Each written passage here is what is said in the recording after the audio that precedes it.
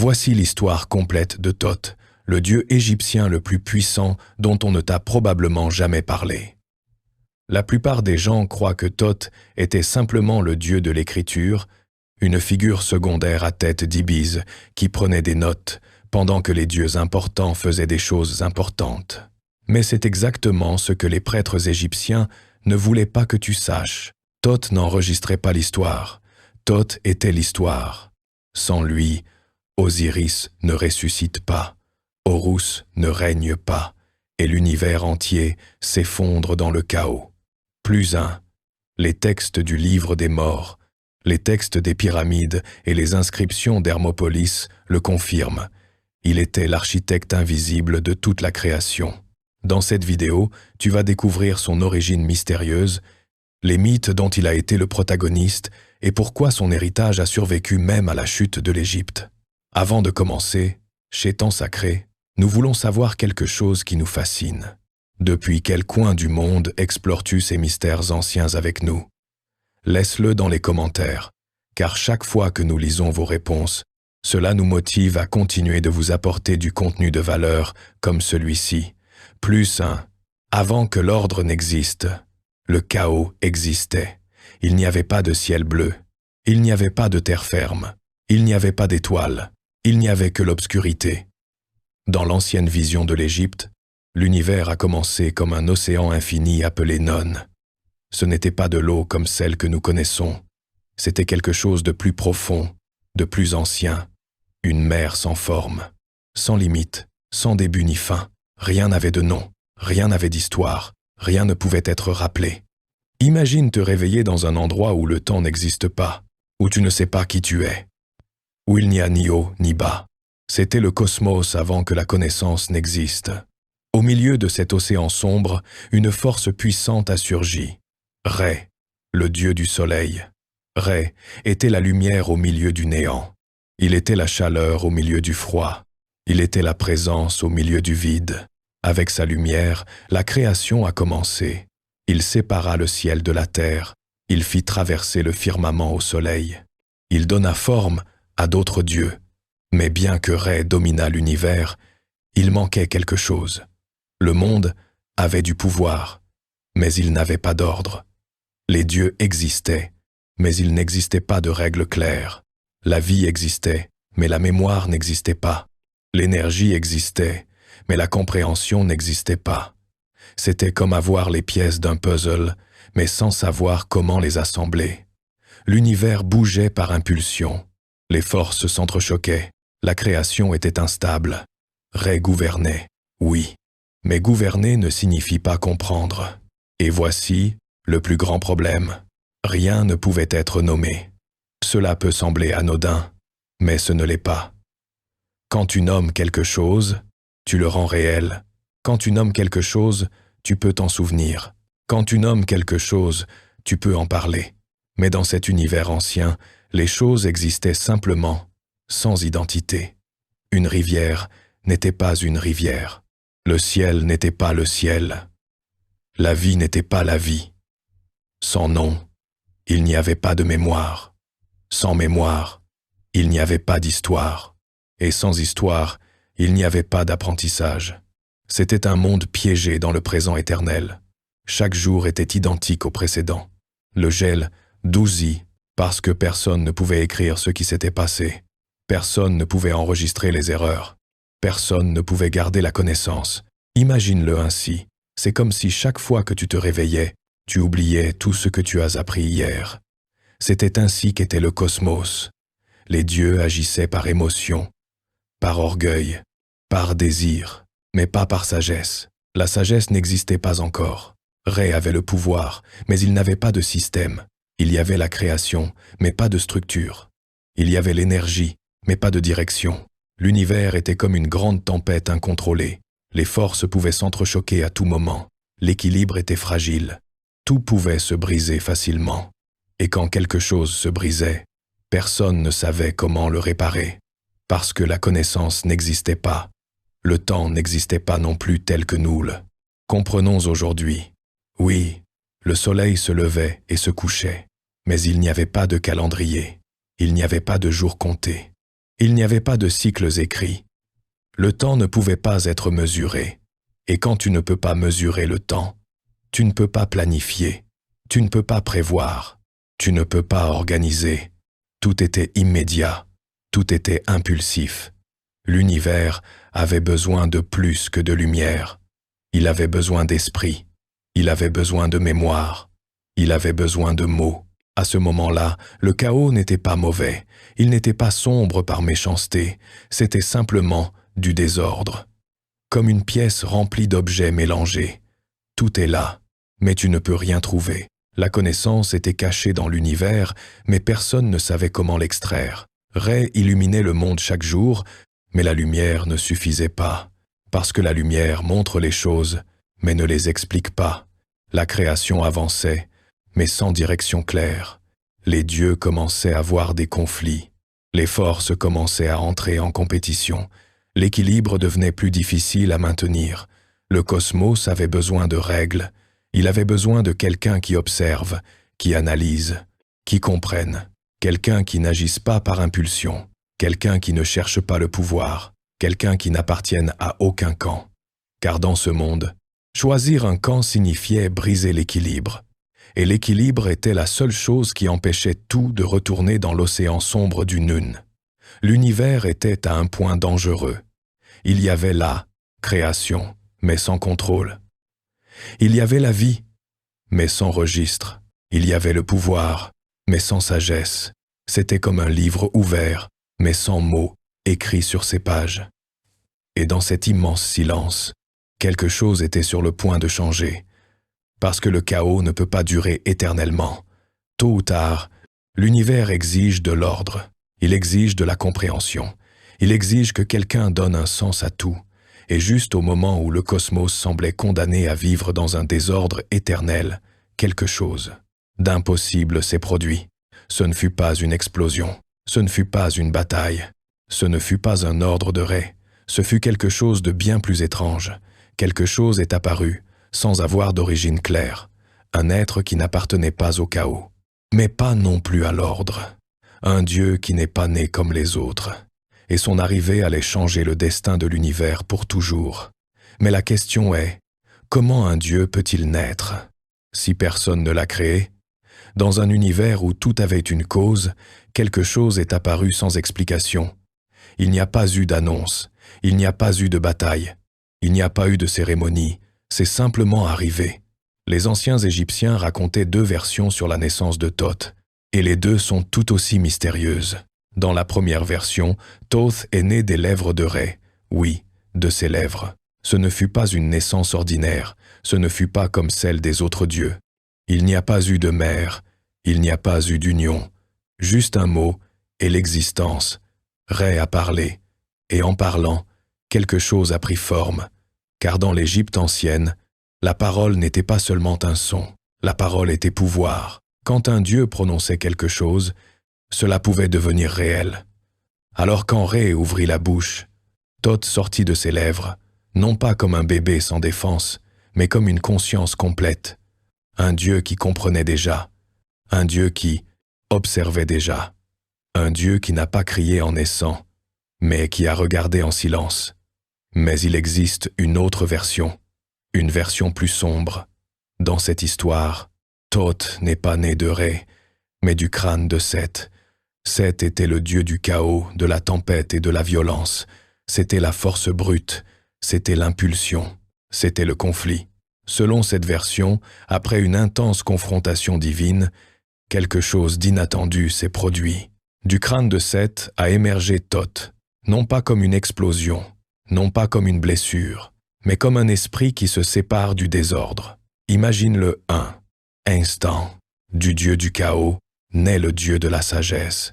Du bruit surgit la pensée. De l'impulsion naît la réflexion.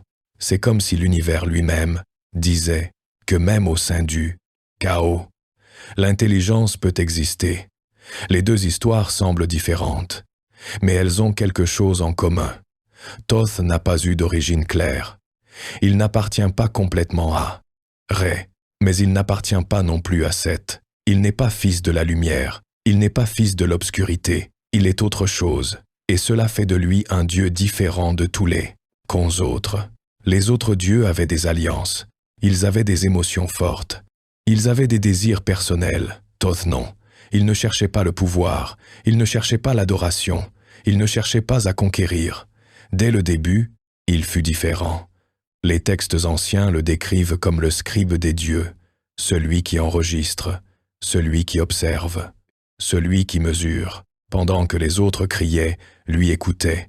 Pendant que les autres se battaient, lui analysait. Pendant que les autres agissaient, lui pensait. On dit qu'en apparaissant, Thoth n'a pas levé une arme.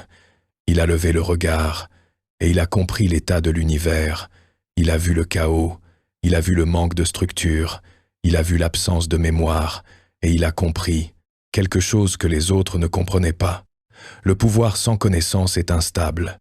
La lumière sans ordre ne dure pas. Le chaos sans direction finit par tout détruire.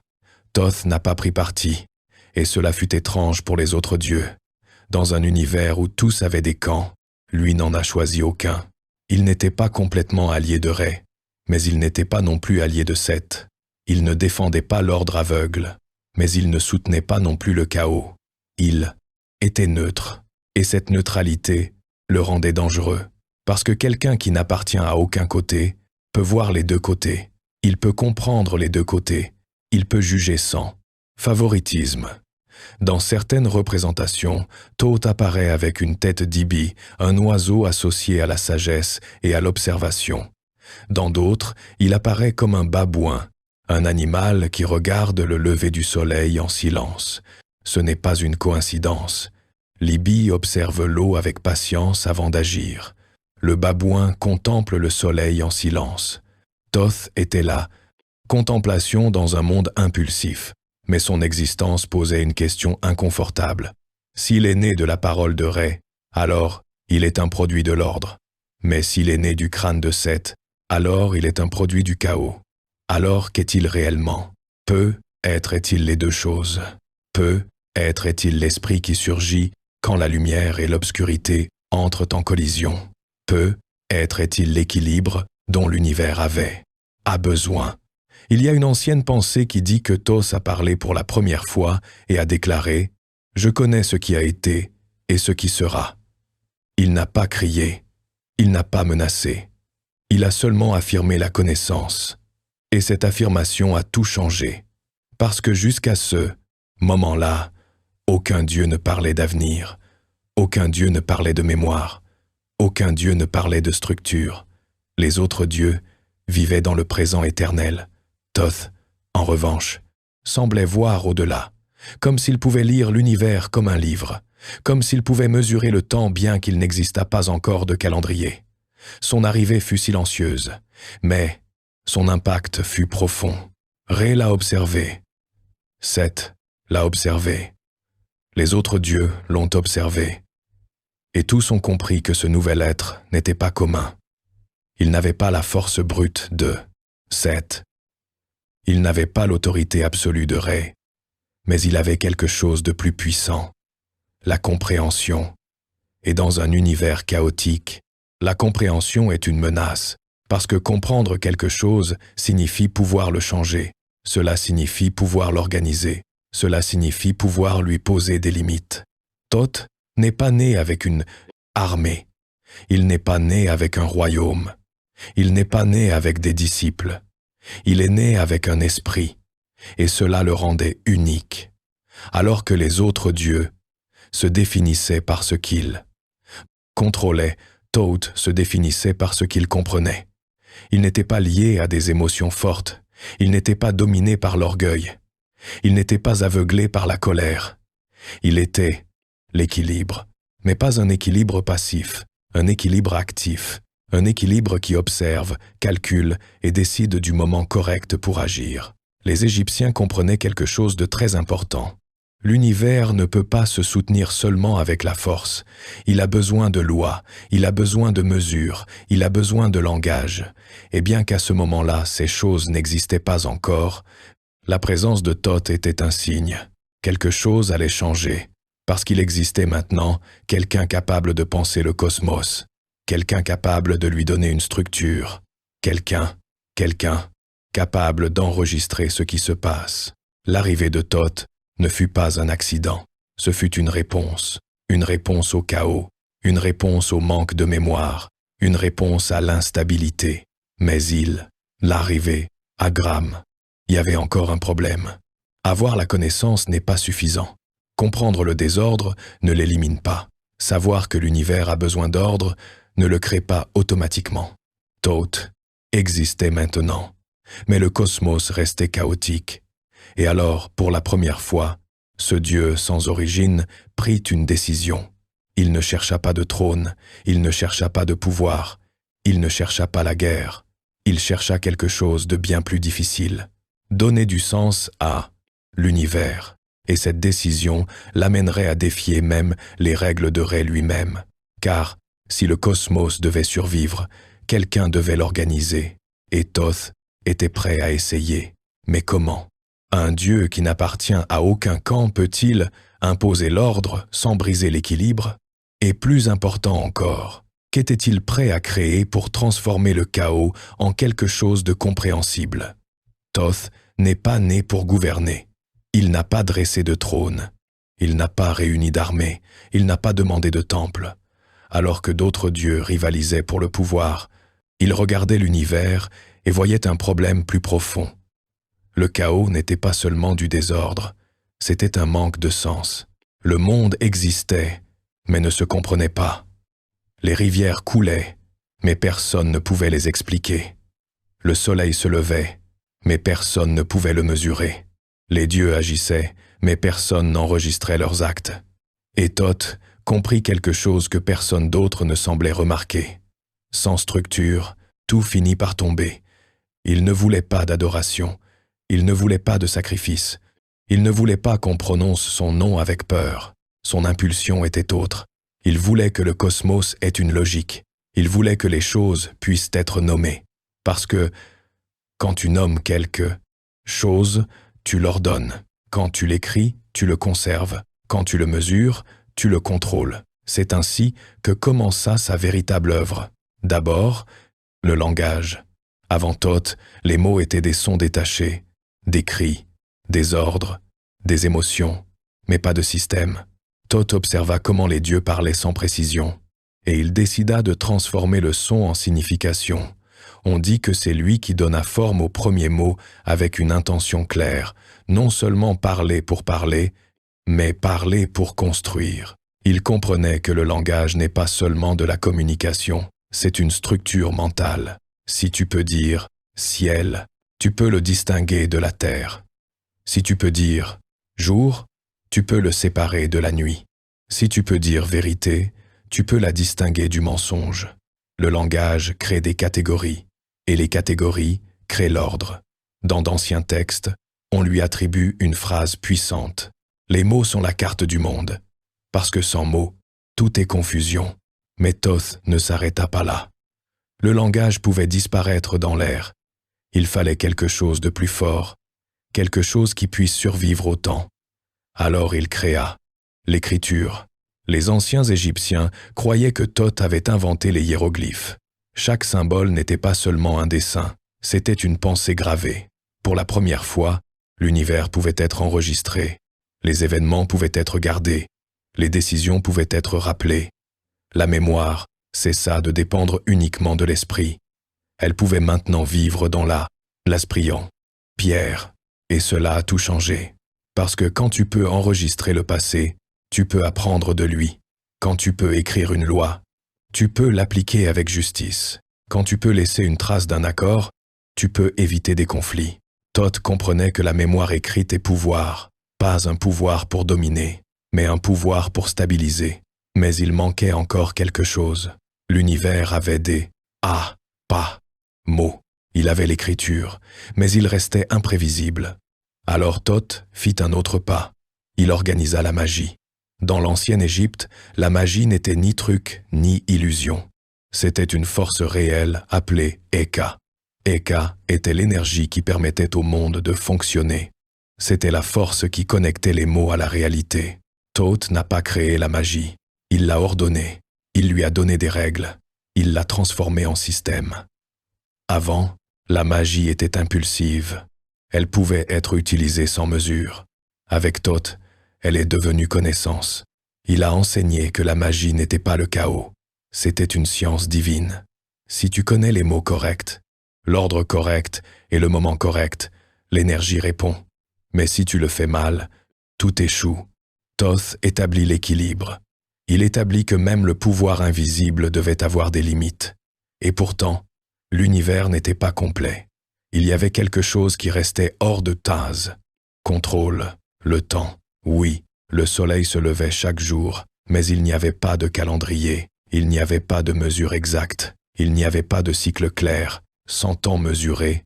Tu ne peux pas planifier les récoltes, tu ne peux pas prévoir les saisons, tu ne peux pas organiser les rituels. Thoth observa le mouvement du soleil et de la lune. Il observa les étoiles et il commença à compter. 1, 2, 3. Pour la première fois, quelqu'un mesura le passage des jours. Thoth divisa l'année. Il organisa les cycles. Il transforma le mouvement éternel du ciel en quelque chose de compréhensible. Maintenant, l'univers avait un rythme. Ce n'était plus un flux sans forme. C'était un système. Les Égyptiens croyaient que c'était Thoth qui avait établi le calendrier de 365 jours. Imagine-le. Mesurer le temps, c'est domestiquer l'infini. C'est poser des limites au chaos. C'est dire à l'univers « Je te comprends ». Et quand tu comprends quelque chose, cela cesse de te faire peur. C'était ce que Thoth cherchait. Il ne voulait pas être le plus fort. Il voulait que le cosmos soit stable. Il ne voulait pas de trône. Il voulait l'équilibre. Et le plus surprenant, c'est qu'il n'a jamais agi par orgueil. Il n'a jamais dit « Je suis supérieur ». Il n'a jamais cherché à s'imposer par la force. Il agissait comme un architecte invisible. Il organisait sans bruit. Il corrigeait sans violence. Pendant que d'autres dieux entraient en compétition, lui construisaient. Pendant que d'autres criaient, lui écrivait. Pendant que d'autres détruisaient, lui mesurait. Peu à peu, l'univers commença à changer. Les dieux pouvaient enregistrer des accords. Ils pouvaient mesurer des cycles. Ils pouvaient utiliser la magie avec des règles claires. Le chaos continuait d'exister. Mais, maintenant, il avait des limites. Et c'est ici que l'histoire devient plus intéressante, parce que ordonner l'univers n'est pas quelque chose que tous acceptent facilement. Quand tu imposes une structure, certains sentent qu'ils perdent leur liberté. Quand tu crées des règles, quelqu'un se sent restreint. Quand tu mesures le temps, quelqu'un ressent de la pression. L'ordre n'est pas confortable pour tous. Et bien que Thoth ne cherchât pas le pouvoir, son influence commença à grandir. Les dieux venaient à lui pour résoudre des disputes, pour interpréter des paroles, pour comprendre des signes. Il devint arbitre, juge, scribe divin, et, sans le vouloir, il commença à avoir quelque chose qu'il n'avait jamais demandé, l'autorité. Mais il y avait encore une grande limitation. Le calendrier qui existait ne permettait pas certaines naissances. Il y avait des règles établies par Ré, des règles rigides, des règles que même Thoth respectait, jusqu'à ce qu'il se rende compte de quelque chose. Si l'univers devait atteindre un véritable équilibre, il avait besoin de plus de temps, pas de métaphore, du temps réel, des jours qui n'existaient pas, des jours hors du calendrier officiel. Et pour les obtenir, Thoth allait devoir faire quelque chose qu'il n'avait jamais fait. Ne pas utiliser la force, ne pas utiliser la magie directe, mais utiliser l'intelligence. Et cette fois, il ne suffirait pas d'organiser, il faudrait risquer, il faudrait défier, et il le ferait avec un jeu, un simple jeu. Mais ce jeu allait changer le destin des dieux pour toujours, parce que parfois, l'ordre ne s'impose pas par la guerre, il se gagne par la stratégie.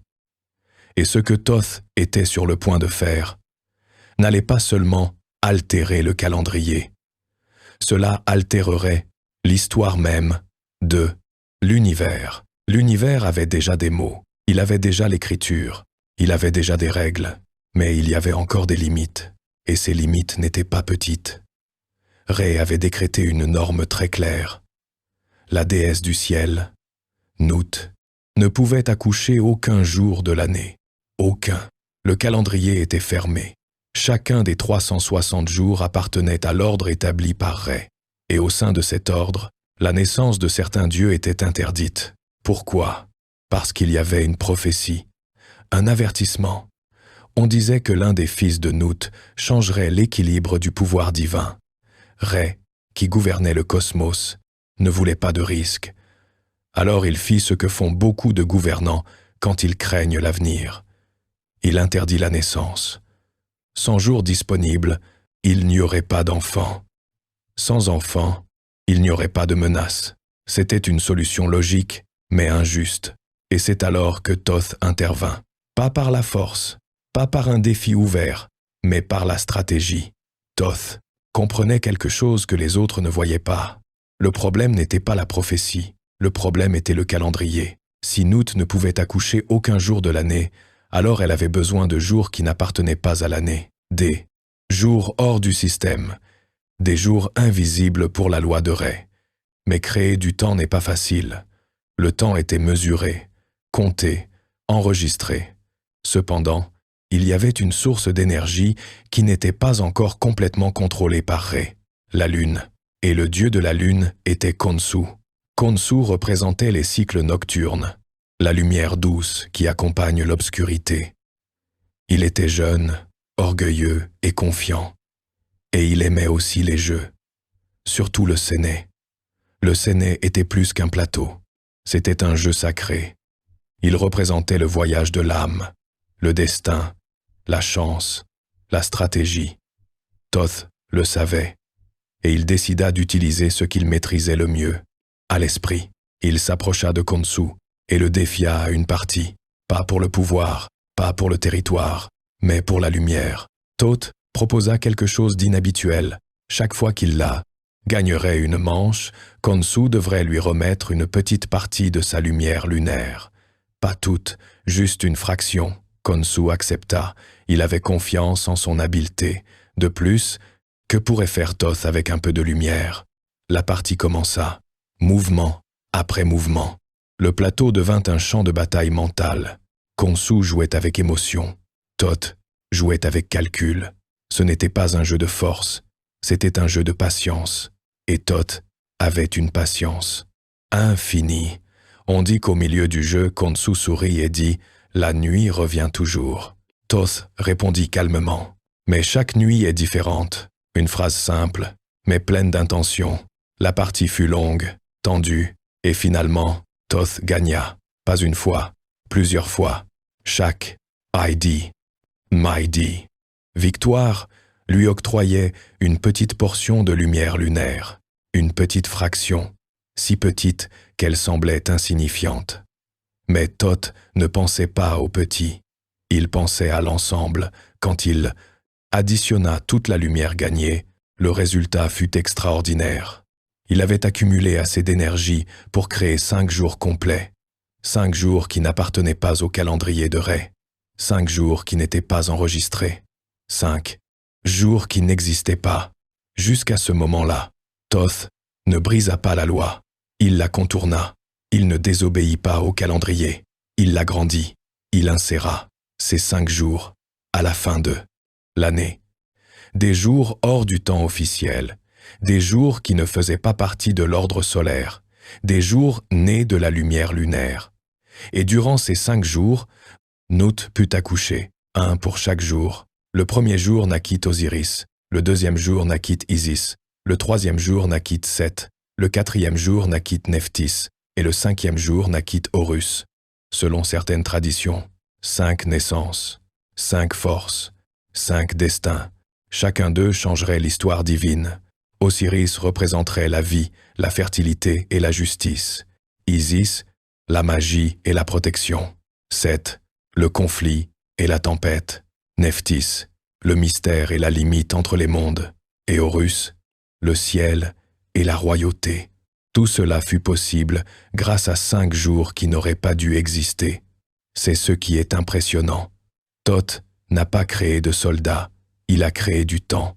Il n'a pas détruit l'ordre, il l'a réécrit, et il l'a fait sans verser de sang, sans élever la voix, seulement avec de la stratégie. Mais il y a quelque chose d'encore plus profond ici, en gagnant dessous, de. La lumière lunaire, Thoth, n'a pas seulement créé des jours. Il a changé l'équilibre entre soleil et lune. Le calendrier n'était plus complètement solaire. Il avait maintenant une composante lunaire. Cela signifie que l'univers ne répondait plus seulement à Rê. Il y avait une autre influence, une autre force en jeu. Et bien que Rê ne pût nier la légalité de ses jours parce que techniquement, il ne violait pas son décret, il comprit que quelque chose avait changé. L'ordre n'était plus rigide. Il pouvait s'adapter, il pouvait s'élargir. Et cela fut l'œuvre de Thoth. Cependant, créer ces 5 jours eut des conséquences, parce que les dieux qui naquirent en eux n'étaient pas de simples figures, c'étaient des personnalités fortes, avec des ambitions, avec des émotions, intenses, avec des visions différentes du monde. Osiris apporterait l'espoir, mais aussi l'envie. Isis apporterait la sagesse, mais aussi la jalousie. Seth apporterait la force, mais aussi le conflit. Et quand des forces aussi puissantes coexistent, l'harmonie devient fragile. Thoth a atteint son objectif immédiat. Nut a accouché. Le calendrier s'est agrandi. L'univers a gagné en flexibilité, mais il a aussi introduit de nouvelles tensions, car, en créant plus de possibilités, il a créé plus de concurrence, plus de rivalité, plus d'histoire, et ce qui commença comme un acte brillant de stratégie finirait par déclencher l'un des plus grands conflits du panthéon égyptien, parce que l'un de ses fils n'accepterait pas de partager. L'un de ses frères ne tolérerait pas de perdre le pouvoir. L'un d'eux verrait le trône et le voudrait pour lui. Et quand l'ambition se mêle à l'orgueil divin, même le Dieu de la connaissance ne peut rester complètement à l'écart. La question n'était plus si l'ordre pouvait se maintenir. La question était, que se passe-t-il quand les enfants du temps interdit commencent à lutter pour le contrôle du monde? Et cette fois, Thoth ne pourrait pas résoudre cela seulement avec un jeu. Les 5 jours interdits changèrent l'univers. 2 naquirent des dieux puissants. Et parmi tous, un se distingua d'abord, Osiris. Osiris ne gouvernait pas par la peur. Il ne gouvernait pas par la violence. Il gouvernait par la justice. Il enseigna aux humains à cultiver la terre. Il leur montra comment semer et récolter. Il leur enseigna des lois simples pour vivre en paix. Sous son règne, l'Égypte prospéra. Il y avait de l'ordre, il y avait de l'abondance, il y avait de l'équilibre. Et à ses côtés se trouvait Isis, sage et protectrice. Ensemble, ils semblaient l'exemple parfait de l'harmonie. Mais là où il y a de la lumière, il y a aussi de l'ombre. Et cette ombre avait un nom, Seth. Seth était la force. C'était la tempête. C'était le désert. Tandis qu'Osiris était aimé, Seth était craint. Et la peur ne génère pas l'admiration, elle génère le ressentiment. Au début, Seth observait en silence, mais avec le temps, l'admiration envers Osiris commença à le blesser. Pourquoi lui? Pourquoi pas moi? Seth n'était pas moins puissant, il n'était pas moins divin, mais il n'avait pas l'affection du peuple, ni le respect naturel qu'Osiris semblait inspirer. L'envie commença comme une étincelle, puis elle devint un feu, et ce feu avait besoin d'action. Seth conçut un plan. Il n'attaqua pas de front, il ne déclara pas la guerre, il organisa une célébration, un banquet. Il invita tous les dieux, rire, musique, vin. Et au milieu de la salle, il plaça un magnifique coffre décoré, parfaitement sculpté, aux proportions exactes. Seth annonça, « Ce coffre sera un cadeau pour celui qui y entrera parfaitement. » Un par un, les dieux essayèrent d'entrer. Aucun ne rentrait. Jusqu'à ce qu'Osiris s'y allonge, et le coffre se ferma avec précision, parce qu'il avait été construit exactement à ses mesures. Seth n'hésita pas, il ferma le couvercle, le scella, et jeta le coffre à la rivière. Le roi juste fut assassiné, pas au combat, pas à la guerre, mais, par trahison, l'univers Ante 2 trembla. L'équilibre qu'Osiris avait construit commença à se briser. Isis cria. Les dieux restèrent silencieux. Et au milieu de tout cela se trouvait Thoth. Thoth n'était pas l'allié, exclusif d'Osiris. Mais il n'était pas non plus l'ennemi de Seth. Il avait maintenu sa neutralité. Il avait été conseiller. Il avait été scribe. Il avait été arbitre. Mais maintenant, le conflit, qui n'était pas petit, c'était un meurtre, c'était une trahison, c'était un pouvoir arraché. Isis cherchait la justice. Seth réclamait le trône. Les dieux commencèrent à se diviser. Certains soutenaient Seth par peur, d'autres soutenaient la mémoire d'Osiris par respect, et tous regardaient Thoth, attendant. Parce que si Thoth prenait parti, l'équilibre pencherait. Mais s'il restait neutre, permettrait-il une injustice? Là était le dilemme. S'il défendait Osiris, il brisait sa nature impartiale. S'il défendait Seth, il trahissait la justice. S'il ne faisait rien, le chaos grandirait. L'univers le pressait. La balance avait besoin de poids, et Thoth était l'esprit qui pouvait décider.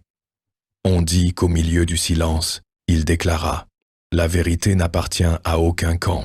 Mais le dire ne résolvait pas le problème, parce que Seth ne cherchait pas la vérité, il cherchait le pouvoir. Pendant ce temps, Isis n'abandonna pas. Elle chercha le corps d'Osiris, elle le trouva, mais Seth intervint à nouveau. Il démembra le corps en de multiples parties et les dispersa à travers le monde. C'était plus qu'un meurtre, c'était une tentative d'effacement, effacer la mémoire, effacer l'héritage, effacer la possibilité de retour. Thoth observait. Chaque action de Seth déstabilisait l'ordre. Chaque réaction d'Isis intensifiait la tension. Les dieux discutaient. Certains exigeaient une punition immédiate. D'autres craignaient une guerre ouverte. Le problème était profond. Si Thoth soutenait la vengeance, il devenait partie prenante du conflit. S'il soutenait le trône de Seth, il légitimait la trahison.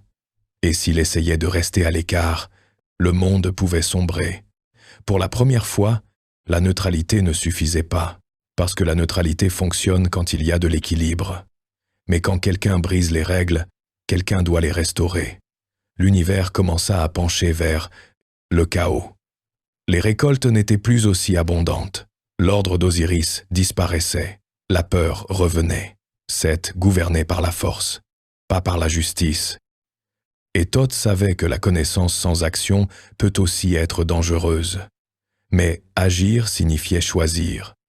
Et choisir signifiait perdre une partie de son essence. C'était le plus grand conflit, interne qu'il ait affronté. Ce n'était pas un jeu de Séné. Ce n'était pas un problème de calendrier. C'était une guerre divine. Et il était au milieu. Certains dieux l'accusaient d'indécision. D'autres avaient confiance en son jugement. Mais le temps passait, et le vide laissé par Osiris ne pouvait être ignoré, parce que la mort d'Osiris n'était pas seulement, elle était symbolique. C'était le meurtre de l'ordre, et si l'ordre mourait, tout retournerait au chaos originel. Thoth comprit que son rôle n'était pas d'être un guerrier, c'était d'être un restaurateur. Mais restaurer n'est pas toujours neutre. Parfois, cela implique d'intervenir, et quand tu interviens, tu deviens partie de l'histoire. Seth commença à soupçonner, Isis commença à espérer, les dieux commencèrent à exiger une réponse, et l'univers commença à se déséquilibrer dangereusement. La question n'était plus qui avait raison. La question était, l'équilibre peut-il se maintenir quand l'injustice gouverne? Thoth était piégé entre l'amitié, entre la justice, entre l'ordre et le chaos. Et juste au moment où il semblait que le conflit allait escalader en guerre totale, une nouvelle crise surgit. Parce que pendant que les dieux discutaient pour le trône, quelque chose d'encore plus dangereux se produisit. L'œil de Ré quitta sa place. La fureur se transforma en bête, et personne ne pouvait s'approcher, pas même Seth, pas même les plus. L'œil de Ré, courageux. L'univers n'était pas seulement divisé. Il était maintenant menacé par une force incontrôlée. Et cette fois, la solution ne dépendrait pas des armes, elle dépendrait des mots. Parce que, quand le pouvoir s'enfuit transformé en fureur, seul quelqu'un qui comprend le cœur du chaos peut le ramener. Et cette mission serait la plus dangereuse que Thoth n'ait jamais affrontée. Le conflit entre les dieux était déjà grave. Osiris était mort.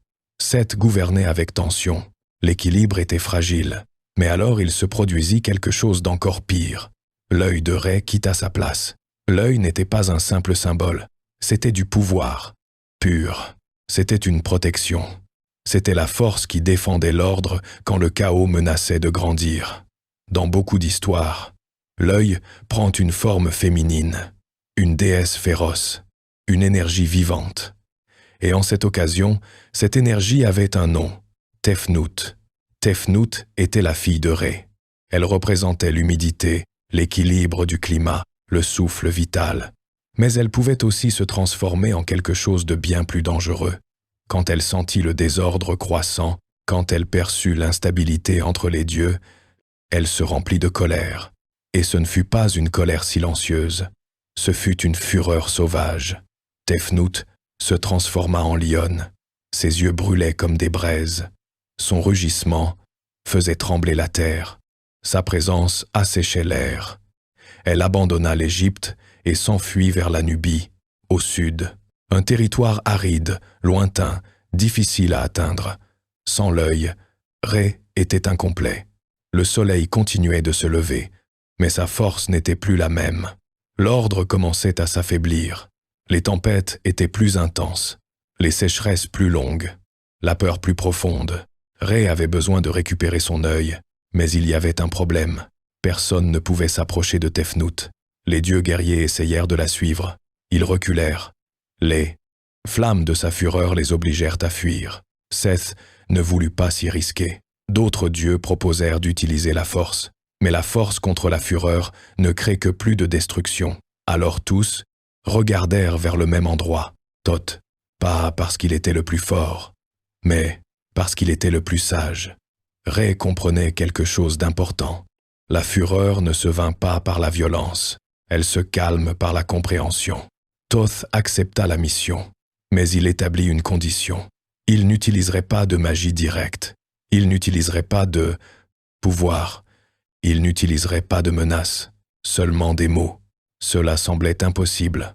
Comment convaincre une lionne furieuse avec des mots? Comment dialoguer avec la colère? Le voyage vers la Nubie fut long.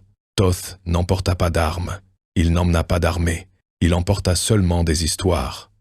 Quand il trouva finalement Tefnut, elle était sur une colline rocheuse. Sa forme de lionne brillait sous le soleil ardent. Ses crocs étaient comme des lames. Ses griffes marquaient la pierre. Il s'approcha lentement, sans défi, sans peur. Tefnut rugit. Le son secoua le désert. Thoth ne recula pas. Il ne leva pas la voix. Il n'essaya pas de la dominer. Il s'assit à une distance sûre et commença à parler. Il ne parla pas de loi. Il ne parla pas d'ordre. Il ne parla pas de devoir. Il parla d'équilibre. Il lui raconta une histoire sur une rivière qui s'assécha par orgueil. Il lui parla d'une étoile qui tomba pour ne pas avoir écouté. Il lui raconta comment même le soleil a besoin de la nuit pour exister. Tefnut grognait, mais elle écoutait. Thoth savait quelque chose de fondamental. Quand quelqu'un est dominé par la colère, tu ne dois pas l'attaquer, tu dois la reconnaître. Alors il dit, ta force est nécessaire. Sans toi, l'ordre ne peut se maintenir. Mais loin du monde, ta force ne protège personne. Ce n'était pas un reproche, c'était une reconnaissance. Tefnut n'était pas seulement fureur, elle était protection mal dirigée. Thoth continua de parler. Il lui parla du peuple qui souffrait des sécheresses, des champs qui se fissuraient, de comment son absence affaiblissait l'équilibre qu'elle-même défendait. Mais il ne la blâma jamais. Il ne dit jamais. Ne qu'est-ce fait litortel clim. Tu as tort. Il dit, ton pouvoir a un but. La conversation ne fut pas rapide. Elle ne fut pas simple. Elle dura des jours, peut-être des semaines. Thoth racontait des récits chaque nuit, des histoires où la force, sans direction, se perdait. des récits où le retour apportait l'harmonie. Peu à peu, le rugissement de Tefnut devint plus doux. Ses griffes cessèrent de griffer la roche. Sa respiration se calma. La fureur ne disparut pas. Elle se transforma, parce que la colère n'a pas toujours besoin d'être détruite. Parfois, elle a besoin d'être comprise. Finalement, Tefnut parla, pas avec des mots humains, mais son regard changea, et Thoth comprit. Il se leva et dit quelque chose de simple. L'équilibre n'est pas se rendre, c'est choisir de revenir. Tefnut descendit de la colline. Sa forme commença à changer. La lionne féroce redevint sa forme divine. Et ensemble, ils retournèrent vers l'Égypte. Quand l'œil revint à Ré, le soleil retrouva sa force. L'ordre se stabilisa. Les tempêtes se modérèrent. L'air redevint humide. La mission semblait impossible, mais elle fut accomplie sans bataille, sans blessés, sans destruction. Seulement avec de l'intelligence émotionnelle, seulement avec de la compréhension. Thoth avait démontré quelque chose de nouveau.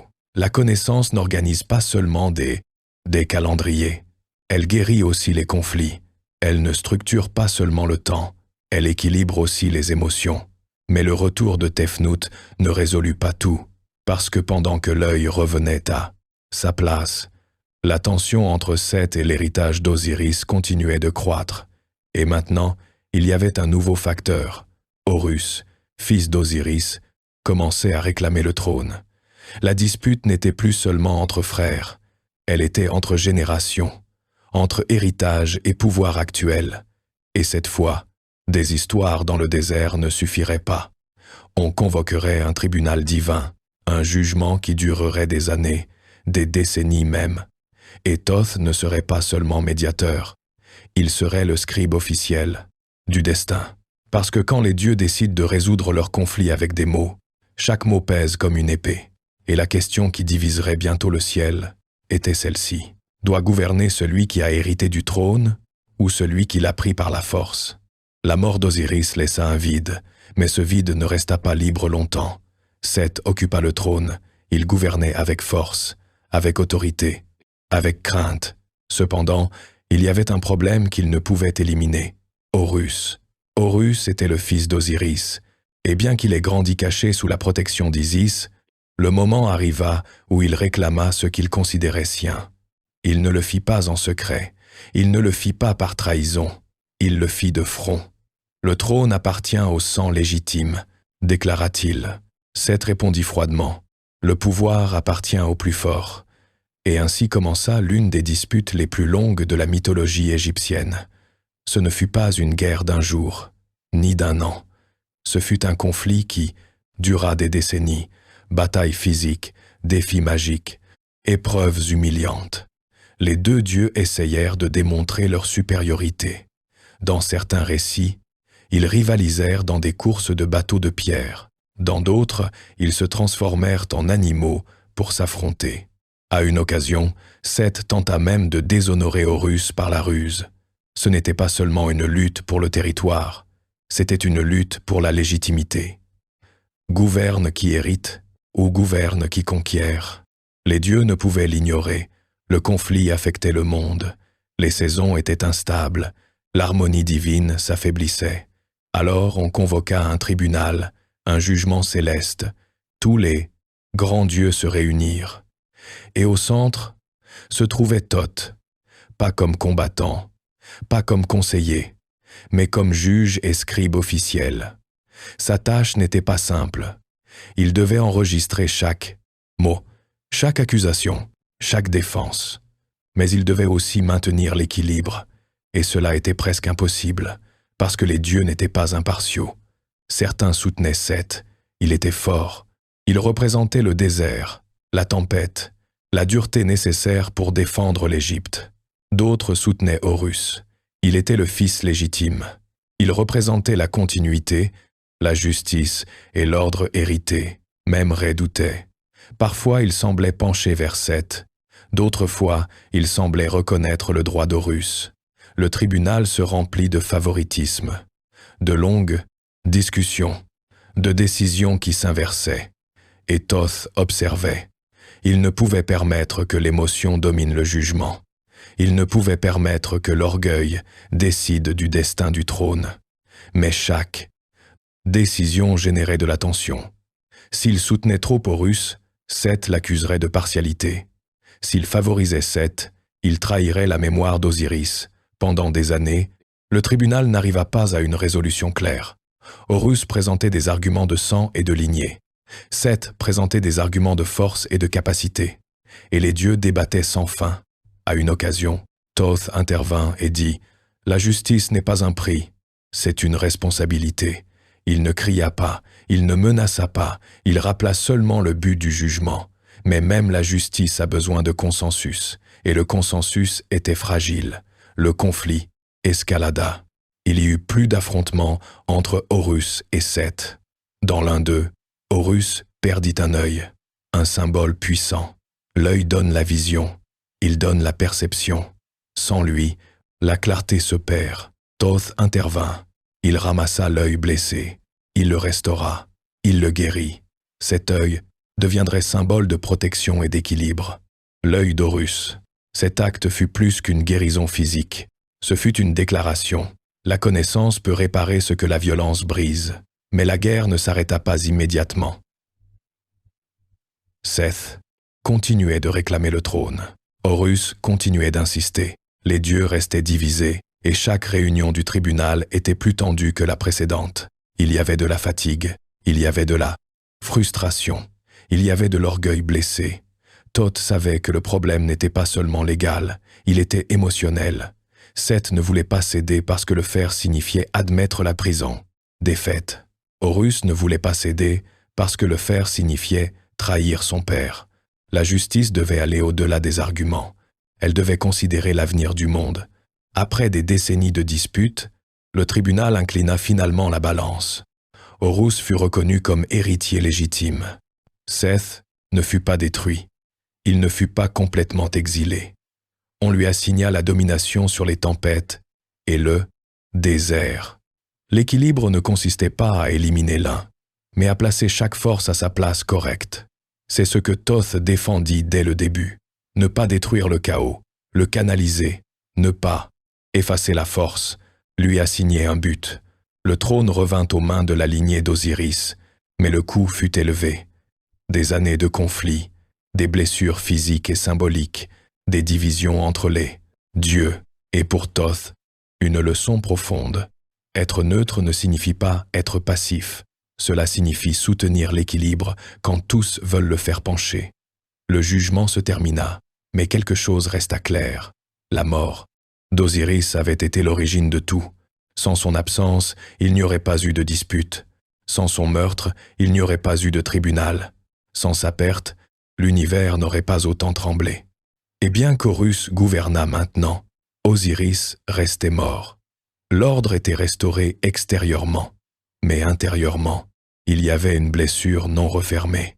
Isis sentait encore le vide, le monde des morts était encore incomplet. Et Thoth commença à comprendre quelque chose de nouveau. Parfois, pour guérir complètement le présent, il faut intervenir dans le passé, parce que tant qu'Osiris resterait silencieux sous la mort, l'histoire ne serait jamais complète. Et ce que Thoth était sur le point de faire ne serait pas arbitré, ne serait pas jugé, ne serait pas enregistré. Ce serait défier la plus grande limite de toutes, la limite entre la vie et la mort. La guerre se termina, le jugement décida. Horus occupa le trône, mais il y avait quelque chose qui n'était pas encore résolu, l'origine de tout, la mort d'Osiris. Pendant que les dieux célébraient le nouvel équilibre, Isis restait silencieuse, parce que l'ordre politique peut être restauré. Mais la perte personnelle ne disparaît pas. Isis n'accepta pas la mort comme fin. Quand Seth démembra le corps d'Osiris et le dispersa à travers le monde, son intention était claire, effacer toute possibilité de retour. Sans corps, pas d'enterrement. Sans enterrement, pas de passage vers l'au-delà. Sans passage, pas de continuité. Mais Isis n'était pas une déesse ordinaire. Elle était protectrice. Elle était mère. Elle était magie vivante. Elle voyagea par les rivières. Elle traversa des déserts. Elle entra dans des marécages. Elle chercha chaque fragment du corps d'Osiris, un par un, patience infinie, douleur constante, détermination absolue. On dit que quand elle trouvait une partie, elle l'étreignait et murmurait « Tu n'es pas perdu, pas encore ». Elle réussit finalement à réunir presque tous les fragments. Mais réunir n'est pas la même chose que revivre. Isis était puissante. Elle connaissait des sorts, elle maîtrisait des enchantements. Mais il y avait une limite. La mort est une frontière, et traverser cette frontière ne dépend pas seulement de l'amour. Cela nécessite de la connaissance. Et là réapparut Thoth. Thoth n'arriva pas avec une épée. Il n'arriva pas avec une armée. Il arriva avec des mots, parce qu'il comprenait quelque chose que peu comprenaient. La vie n'est pas seulement le corps, c'est de l'énergie ordonnée. C'est un nom, c'est une identité. Si tu peux restaurer le nom, tu peux restaurer l'essence. Thoth remit à Isis les sorts sacrés, des formules anciennes, des mots précis, des incantations qui plus tard feraient partie de ce que les humains connaîtraient comme le livre des morts. Mais à ce moment-là, ce n'était pas un livre, c'était une connaissance secrète. Ce n'étaient pas des phrases au hasard. Chaque mot avait une structure, chaque son avait une intention, chaque pause avait un sens. Thoth expliqua quelque chose de fondamental. Il ne suffit pas de vouloir le ramener. Tu dois te souvenir de qui il est. Parce que dans la vision égyptienne, le vrai nom contient l'essence de l'être. Si tu prononces le nom correct, tu appelles l'âme. Isis plaça les fragments soigneusement. Elle reconstruisit le corps, mais le corps restait immobile. Alors le rituel commença. Ce ne fut pas rapide, ce ne fut pas simple. Isis prononçait, Thoth corrigeait. Ils ajustaient chaque syllabe. Ils ne pouvaient pas se tromper. Un mot mal, dit brise l'équilibre. Un mot exact, le restaure. L'air changea. L'atmosphère devint dense. Il n'eut, avait pas de vent. Il n'y avait pas de son. Seulement la vibration des mots. Thoth récita. Celui qui fut roi n'est pas poussière. Celui qui fut juste n'est pas ombre. Celui qui fut non n'est pas silence. Il ne cria pas. Il ne dramatisa pas. Il parla avec précision. Isis répéta. L'énergie commença à bouger. Dans la tradition égyptienne, l'âme a des parties. Le Ka est la force vitale. Le Ba est la personnalité. Le Ren est le nom. Thoth était en train de convoquer chaque partie. Il ne défiait pas la mort avec violence. Il rappelait à l'univers qu'Osiris avait encore une identité. La terre trembla doucement. Le corps respira, pendant un bref instant, mais ce fut suffisant. Osiris ouvrit les yeux. Pas comme avant, pas comme roi terrestre, mais comme quelque chose de différent. La première résurrection avait eu lieu. Ce n'était pas un retour total à la vie physique, c'était une transition. Osiris ne retourna pas gouverner la terre. Il devint seigneur de l'au-delà, gouvernant du royaume des morts. La mort cessa d'être une fin absolue, elle devint une porte. Cela a tout changé, parce que, si la mort n'est pas disparition, alors l'existence a une continuité. Thoth n'a pas seulement aidé Isis, il a réécrit la compréhension de la vie et de la mort. Avant ce moment, mourir était tombé dans le chaos. Après ce moment, mourir était entré dans un ordre distinct. L'au-delà s'organisa, il se structura, des règles furent établies, des jugements, des pesées du cœur, et Osiris présiderait ce processus. Mais rien de tout cela n'aurait été possible sans des mots exacts, sans connaissance, sans précision. La résurrection ne fut pas un miracle émotionnel, ce fut un acte intellectuel, ce fut une science. Sacrée, Thoth démontra que le langage peut franchir des limites que la force ne peut pas. Et il y a ici quelque chose d'encore plus profond. Isis avait l'amour, elle avait le pouvoir, elle avait la magie, mais elle eut besoin de connaissances externes pour compléter le processus. Cela démontre que même l'émotion la plus pure a besoin de structure, même le désir le plus fort a besoin de méthode. Quand Osiris ouvrit les yeux pour la première fois, on dit qu'il murmura « La mort n'est pas silence, c'est une transition ». Et avec cela, l'univers changea sa relation avec la fin. Les humains avaient maintenant de l'espoir. Si le Dieu pouvait renaître sur un autre plan, peu êtres pourraient-ils eux aussi aspirer à la continuité? Thoth ne chercha pas le crédit, il ne proclama pas victoire, il enregistra seulement l'événement, comme toujours. Mais intérieurement, il savait qu'il avait franchi une limite. Il était intervenu dans le cycle naturel. Il avait démontré que la connaissance n'ordonne pas seulement le monde physique, elle structure aussi l'invisible. Et à partir de ce moment, les dieux commencèrent à regarder Thoth différemment. Plus seulement comme arbitre, plus seulement comme scribe, mais comme gardien de secrets profonds. Celui qui comprend comment fonctionne l'univers de l'intérieur. La première résurrection marqua le début de quelque chose de plus grand.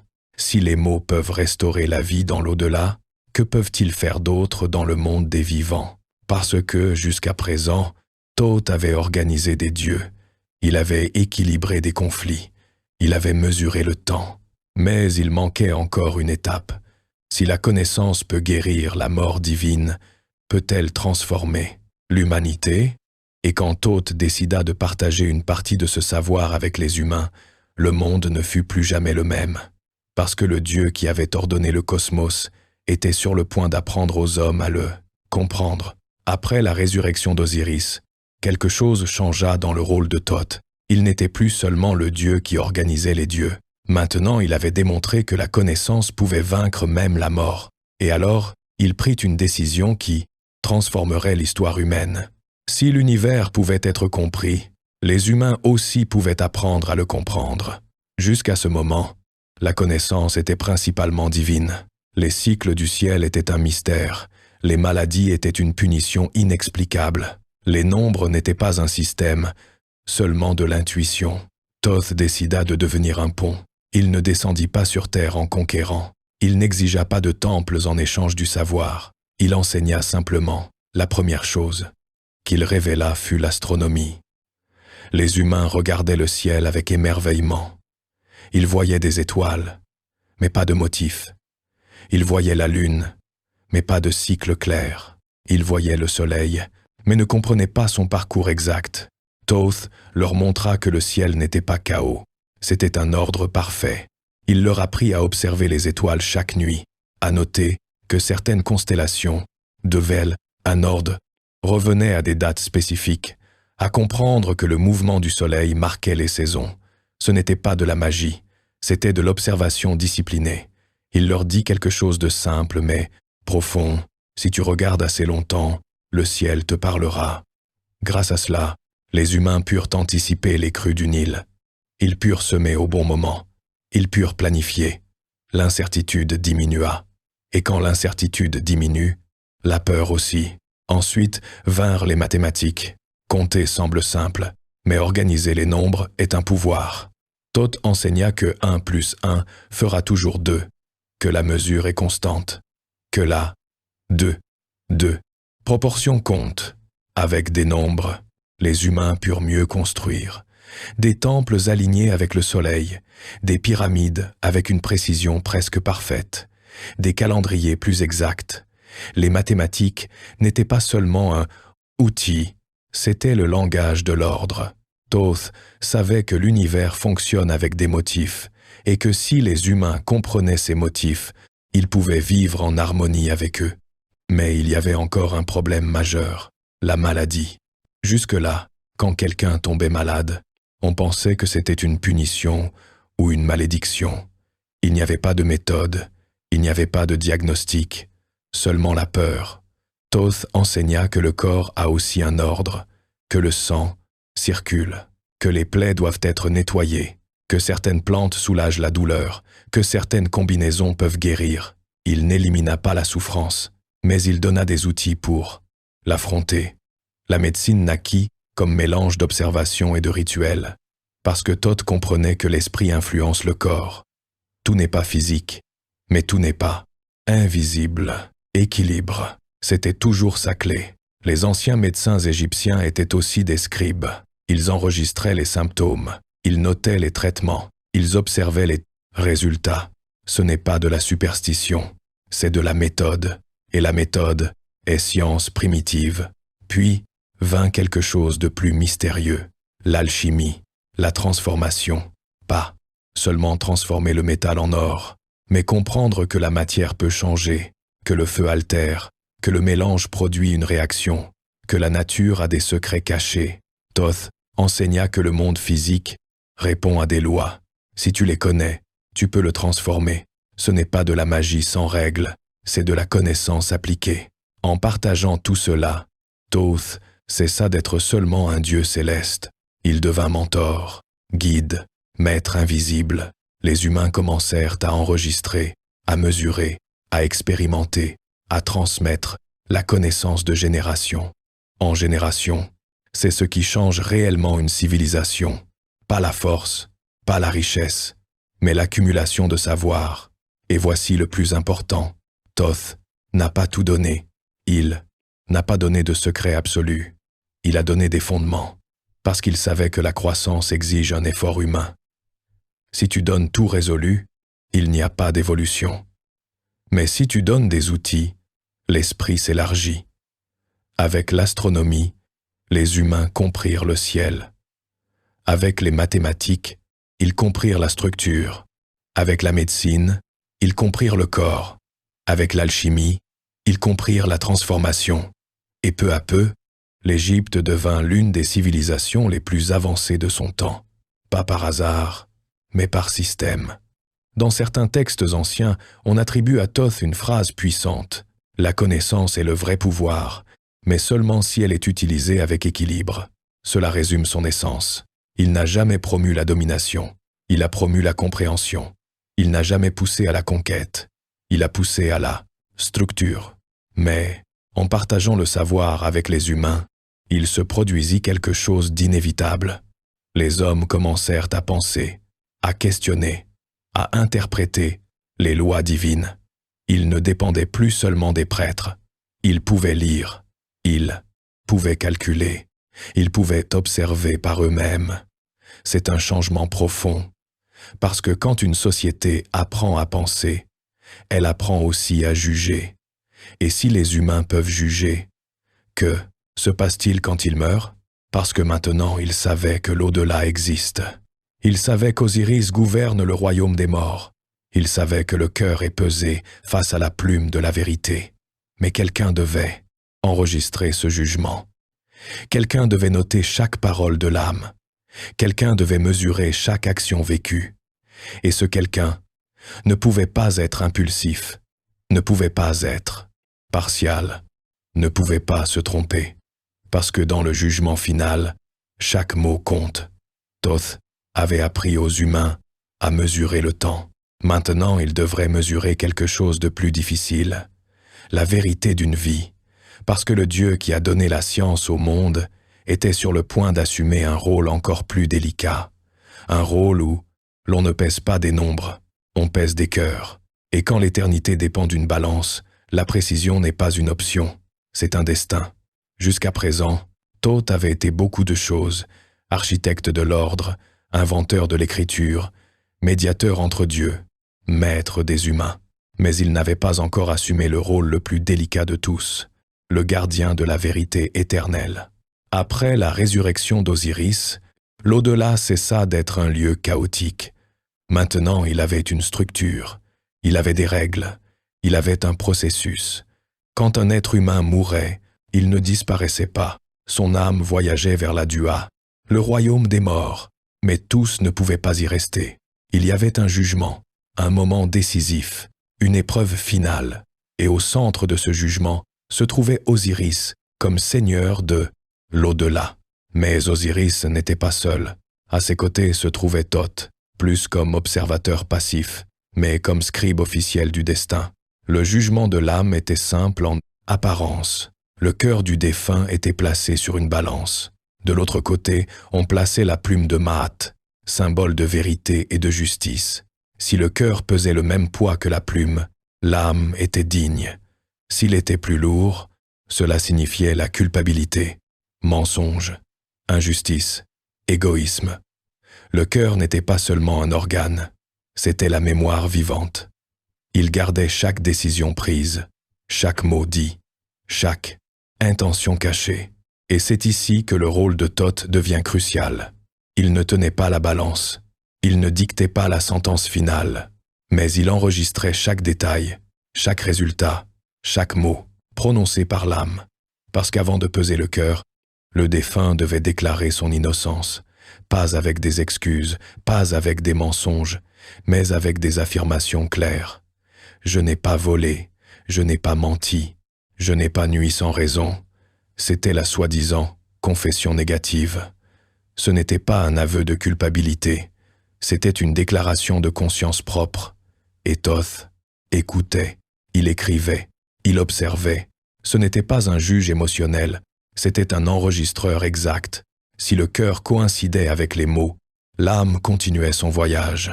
Sinon, il y avait des conséquences. La créature, à mythe, mi-lion, mi-hippopotame et mi-crocodile, attendait, pas pour torturer, mais pour dévorer le cœur impur. Et avec cela, l'âme cessait d'exister. Il n'y avait pas de seconde chance, il n'y avait pas d'appel, seulement la vérité. Thoth comprenait que ce processus était le noyau de l'ordre universel, parce que s'il n'y a pas de justice après la mort, la vie perd son sens. Si les actes n'ont pas de poids, le chaos revient. C'est pourquoi il abandonna son rôle distant. Il n'organisait plus, seulement le cosmos. Maintenant, il protégeait la morale. Il enregistrait l'histoire personnelle de chaque être humain. Et voici le plus profond. Thoth ne pesait pas seulement des cœurs, il pesait des mots. Parce que les mots révèlent l'intention, et l'intention pèse. On dit qu'à une occasion, une âme déclara « J'ai vécu dans la justice ». Thoth répondit calmement « Alors ton cœur le saura ». Il ne discutait pas, il ne débattait pas, il faisait confiance à la balance, il faisait confiance à l'équilibre. Mais sa présence assurait quelque chose d'essentiel. Que le processus soit juste. Car même dans l'au-delà, le favoritisme peut exister, mais pas sous le regard de Thoth. Il enregistrait tout, et ce qui est écrit ne peut être nié. Dans la vie, les humains connaissaient déjà l'importance du nom. Maintenant, ils comprenaient autre chose. Chaque action est une ligne dans le livre éternel. Chaque décision est une marque permanente. Thoth ne punissait pas, il ne récompensait pas, il assurait seulement la précision. Et cela faisait de lui une figure crainte et respectée, pas par violence, mais par exactitude. Dans le monde des vivants, les humains commencèrent à écrire leurs propres actes, à laisser une trace, à se préparer pour le jugement. Le livre des morts, qui contenait des sorts et des guides pour le voyage vers l'au-delà, était inspiré de la connaissance de Thoth. Ce n'était pas de la superstition, c'était de la préparation, parce que le jugement n'était pas une surprise. C'était une conséquence. Ce qui est intéressant, c'est que Thoth n'avait pas d'émotion dans le processus. Il ne célébrait pas quand une âme était approuvée. Il ne s'attristait pas quand elle était dévorée. Sa fonction était l'équilibre. Et l'équilibre n'est pas une émotion, c'est la stabilité. En assumant ce rôle, Thoth laissa derrière lui toute image de neutralité passive. Maintenant, sa neutralité avait un but actif. Soutenir la justice universelle, parce que sans justice après la mort, l'ordre dans la vie s'affaiblit. Si personne ne répond de ses actes, le chaos revient, et Thoth le savait mieux que personne. Mais ce rôle le transforma aussi, parce que maintenant, son influence ne se limitait pas à l'Égypte, elle ne se limitait pas aux dieux, elle s'étendait à chaque être humain, chaque paysan, chaque artisan, chaque pharaon. Tous passeraient par son registre. Le Dieu de la connaissance devint le gardien de la mémoire éternelle. Rien ne se perd, rien ne s'efface, tout reste écrit. Et ici surgit une question inquiétante. Si chaque mot pèse, si chaque action reste enregistrée, si chaque intention sera mesurée, qui peut se considérer complètement léger? Le jugement de l'âme n'est pas un mythe lointain, c'est une réflexion profonde. C'est un rappel constant de responsabilité, et le nom de Thoth resta associé pour toujours à la sagesse et à la perdale, vérité. Mais avec le temps, l'Égypte changerait, de nouveaux peuples arriveraient, de nouvelles cultures observeraient ces temples. Et quand des étrangers regardèrent les histoires de Thoth, ils ne le virent pas seulement comme un dieu égyptien. Ils virent autre chose. Ils virent un esprit universel. Ils virent une connaissance ancienne. Ils virent un pont entre ciel et terre. Et ils décidèrent de lui donner un autre nom. Un nom qui traverserait les frontières. Un nom qui survivrait même quand les temples égyptiens tomberaient. Parce que l'histoire de Thoth ne se terminerait pas sur le Nil. Elle voyagerait vers la Méditerranée. Elle se mélangerait à la philosophie grecque. Elle se transformerait en figure légendaire. Et quand cela arriverait, le dieu scribe cesserait d'être seulement égyptien. Il deviendrait quelque chose qui changerait. L'histoire de la pensée occidentale pour toujours. Pendant des milliers d'années, Thoth fit partie du cœur spirituel de l'Égypte. Il était le dieu de l'écriture, de la sagesse, du jugement, de la connaissance secrète. Mais aucun empire ne dure pour toujours. L'Égypte commença à changer. De nouveaux peuples arrivèrent. De nouvelles langues furent entendues dans ses rues. De nouvelles idées touchèrent ses temples. Et quand les Grecs arrivèrent en Égypte, ils ne détruisirent pas tout ce qu'ils trouvèrent. Ils observèrent, ils comparèrent, ils cherchèrent des connexions. Les Grecs avaient aussi un dieu de la connaissance, un dieu messager, un dieu associé à l'écriture, à l'intelligence et au passage entre les mondes. Ce dieu était Hermès. Hermès n'était pas égal à Thoth, mais il était semblable. Hermès était guide des âmes. Hermès était maître du langage. Hermès était pont entre le divin et l'humain. Les Grecs commencèrent à noter les similitudes. Et au lieu de séparer les deux figures, ils les fusionnèrent. Thoth et Hermès commencèrent à être vus comme des manifestations d'une même intelligence universelle. Ainsi naquit une nouvelle figure, Hermès Trismégiste. Le nom signifie Hermès le 3 fois grand. Pourquoi 3 fois grand? Parce qu'il dominait 3 niveaux de sagesse, la connaissance du ciel, la connaissance de la terre et la connaissance de l'esprit. En d'autres termes, astronomie, sens naturel et sagesse spirituelle. Hermès Trismégiste n'était plus seulement un dieu égyptien, il était symbole de sagesse ancienne, une figure qui transcendait les cultures. Durant la période hellénistique, l'Égypte et la Grèce partagèrent la connaissance. Les bibliothèques grandirent, les textes furent traduits, et surgirent des écrits attribués à Hermès Trismégiste. Ces textes n'étaient pas de simples histoires mythologiques, c'étaient des traités philosophiques. Ils parlaient de l'univers comme esprit vivant. Ils disaient que tout est connecté, que ce qui se passe en haut se reflète en bas. L'une des phrases les plus célèbres attribuées à cette tradition dit « Ce qui est en haut est comme ce qui est en bas ». Cette idée a changé la façon dont beaucoup de gens ont compris le monde. Si l'univers fonctionne avec ordre et que l'être humain fait partie de l'univers, alors l'être humain reflète aussi cet ordre. La sagesse hermétique commença à s'étendre, pas comme religion organisée, mais comme courant de pensée. Des philosophes l'étudièrent, des alchimistes l'adoptèrent, des chercheurs spirituels la préservèrent. Quand l'Égypte tomba sous domination romaine, quand ses temples perdirent leur pouvoir, quand ses prêtres disparurent, la figure d'Hermès Trismégiste survécut, parce qu'elle ne dépendait plus d'un temple physique. Elle vivait dans des textes, dans des idées, dans des symboles.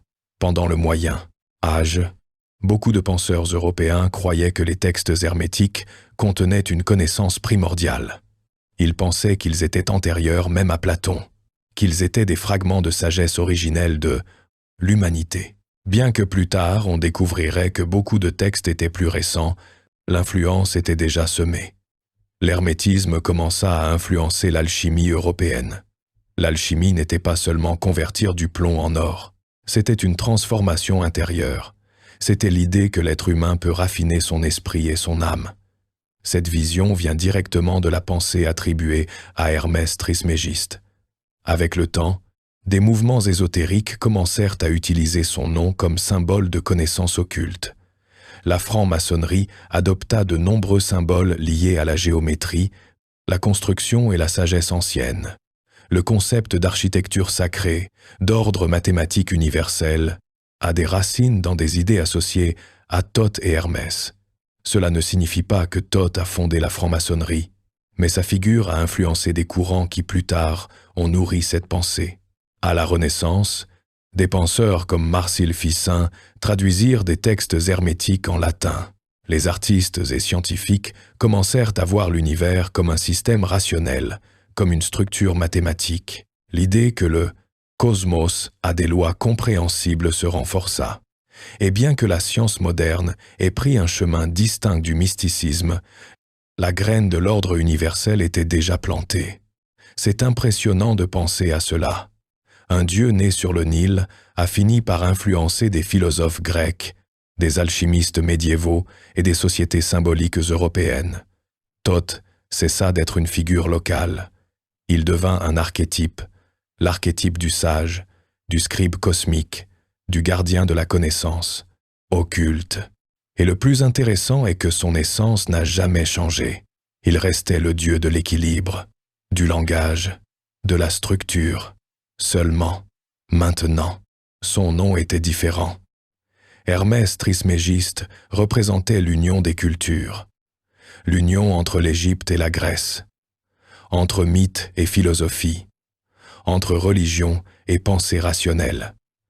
Pendant que les temples égyptiens se transformaient en ruines, les idées survivaient, parce que les idées n'ont pas besoin de pierre, elles ont besoin d'esprit, et chaque fois que quelqu'un cherchait à comprendre l'univers comme un système ordonné, sans le savoir, il marchait sur le sentier que Thoth avait ouvert. Chaque fois que quelqu'un mesurait le ciel avec des nombres, il suivait son enseignement. Chaque fois que quelqu'un cherchait l'équilibre entre corps et esprit, il raisonnait avec son héritage. Thoth n'est pas mort quand l'Égypte est tombée, il s'est transformé, et cette transformation démontre quelque chose de puissant. Les empires peuvent tomber, les temples peuvent être détruits, les noms peuvent changer, mais la connaissance véritable, si elle est bien semée, transcende les générations. Thoth commença en organisant le chaos primordial. Il finit par inspirer des courants de pensée qui traversèrent des continents, de dieux égyptiens à sages universels, de scribes de l'au-delà à symboles éternels de la connaissance. Hermès Trismégiste n'est pas seulement une figure historique, c'est un rappel que la quête humaine de vérité ne s'arrête jamais. Et dans chaque bibliothèque, dans chaque équation, dans chaque tentative pour comprendre le monde, l'écho de ce Dieu ancien murmure encore. Thoth n'est pas mort quand ses temples ont cessé de s'élever. Il n'a pas disparu quand l'Égypte est tombée. Il ne s'est pas effacé quand les dieux ont changé. Il ne s'est pas perdu quand les langues anciennes ont cessé d'être parlées. Parce que Thoth n'était pas seulement une figure religieuse, il était une idée, et les idées ne meurent pas facilement. Thoth représentait quelque chose de plus grand qu'un mythe. Il représentait l'ordre, l'écriture, la mémoire, la vérité mesurée avec précision. Et chaque fois qu'un être humain prend un crayon et écrit, cet acte a des racines dans ce qu'il symbolisait. Chaque bibliothèque du monde est une extension de son héritage. Chaque livre gardé sur une étagère est une mémoire organisée. Chaque fichier numérique est une information structurée. Chaque système d'écriture des hiéroglyphes aux alphabets modernes est une façon de convertir le chaos de la pensée en ordre visible. C'est exactement ce que Thoth a fait dès le début, ordonner le chaos. Mais son héritage ne se limite pas à l'écriture. Il est dans la science. Quand un astronome observe le ciel et mesure le mouvement des étoiles, il suit la même impulsion que celle enseignée par Thoth. Quand un médecin étudie le corps pour comprendre comment guérir, il continue ce désir de structure. Quand un mathématicien résout une équation, il cherche le motif derrière le désordre. La quête humaine de vérité est le véritable temple de Thoth. Et ce temple n'a pas de mur. Il est dans chaque esprit qui veut comprendre. Il est dans chaque personne qui demande « Pourquoi ?» Il est dans chaque tentative de transformer l'ignorance en connaissance. Thoth a enseigné que le pouvoir n'est pas dans la domination. Il est dans la compréhension. Et cette leçon est toujours vivante. Nous vivons dans un monde plein d'informations, données, opinions, bruit constant. Parfois cela ressemble au chaos. Mais chaque fois que quelqu'un décide d'enquêter avant de danser, croire, Chaque fois que quelqu'un décide de penser avant de réagir, il applique l'esprit de Thoth. Le Dieu qui a ordonné le chaos primordial continue d'ordonner notre chaos moderne. Pas avec de la magie, pas avec des éclairs, mais avec quelque chose de plus puissant, avec un esprit clair, avec une parole précise, avec une recherche constante d'équilibre. Et peut être que c'est là son véritable héritage, pas que nous l'adorions, mais que nous pensions. Maintenant je veux te lire. Chez Temps Sacré, nous adorons vraiment savoir depuis quel coin du monde tu nous regardes. Laisse-moi dans les commentaires ton pays et quelque chose d'autre. Si tu es arrivé jusqu'ici, écris aussi l'heure exacte à laquelle tu as terminé la vidéo. Je veux voir qui sont les véritables gardiens de la connaissance qui restent jusqu'à la fin. Merci de m'avoir accompagné dans ce voyage depuis le chaos primordial jusqu'à l'héritage éternel.